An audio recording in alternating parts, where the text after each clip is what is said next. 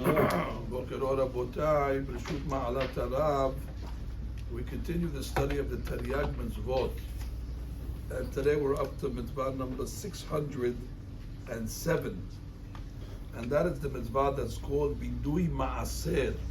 It's based on a pasuk, Ki techaleh la'aser et kol ma'asar tevuatecha b'shana shelishit, shenat ha'ma'aser v'chudei ve'amarta lefnei Adonai Elohecha, ביערתי הקודש מן הבית, וגם נתתיו ללוי ולגר, ליתום ואלמנה וגומר.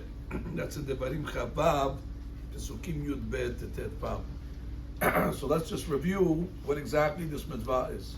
According to the Torah, we're obligated to give the Kohanim the terumah. We're also obligated to give the Levi Maasser Rishon. In certain years of the Shemitah cycle, namely the first, the second, the fourth, and the fifth years of Edah, we're obligated to go to Jerusalem and give Maasser Sheni. In the third and the sixth year of the cycle, we're obligated to give Maasser Ani.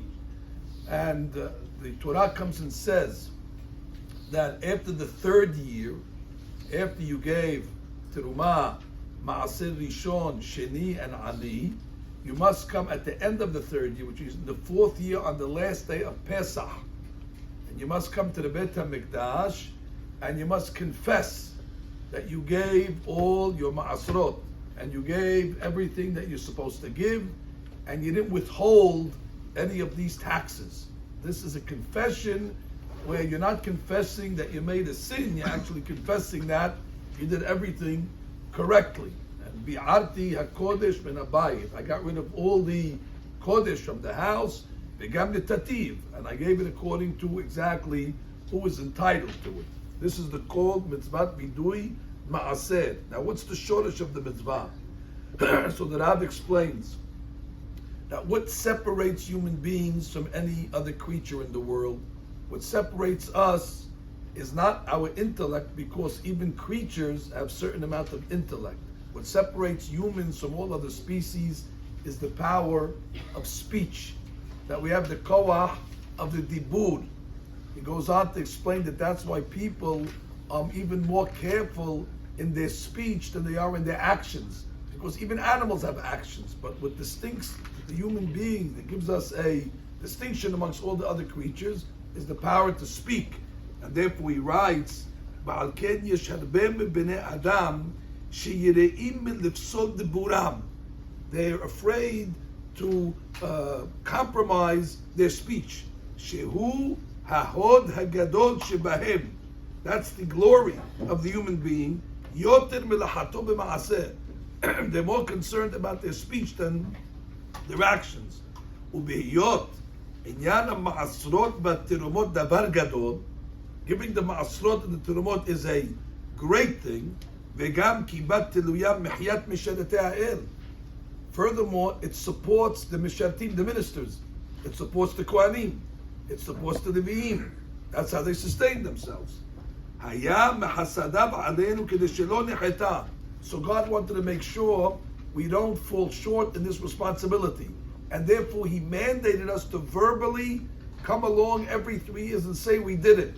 By knowing that we're going to have to verbally admit it, that will give us a motivation and a inspiration to do it, because you know you're going to have to come along and say to somebody at one moment that you actually fulfilled it. וגם שנעיד על עצמנו בפינו בבית המקדש שלא שיקרנו בהם, that we didn't lie and we didn't hold back. על כן ייזהר בעניין מאוד, and therefore it'll cause the person to be very careful. Now, just a few laws regarding Viduy Maasser and Viduy Maasser Ela Bayom. Like it says in the Mishnah, Kol Hayom Kasher, the Viduy Maasser. Furthermore, Viduy Maasser is only done in the Beit HaMikdash, like the Pasuk says, Lefnei Hashem Elohecha. B'di'avad, Harambam says, if you made the Viduy outside the Beit HaMikdash, Yatsa. When does he make the Viduy? After the third year, as we said, he gave Maasser Ani. He comes in the fourth year, on the last day of Pesach, and he also comes in the seventh year, after he went a second round, and he also comes on the last day of Pesach. This mitzvah applies only in the times of the Bet HaMikdash and only by the males. I should point out there was a great rabbi, the chief rabbi of Yerushalayim, called the Aderet. The Aderet held that there's Viduy Maasser afilu bizman hazeh, even outside of the Bet HaMikdash, and Hazon Ish argued on it. Somebody that transgresses this mitzvah and does not make the confession of Viduy Maasrot will go according to the Chinuch in the times of the Bet HaMikdash. When the Bet HaMikdash is around, he has transgressed a positive commandment. However, there's no malkut.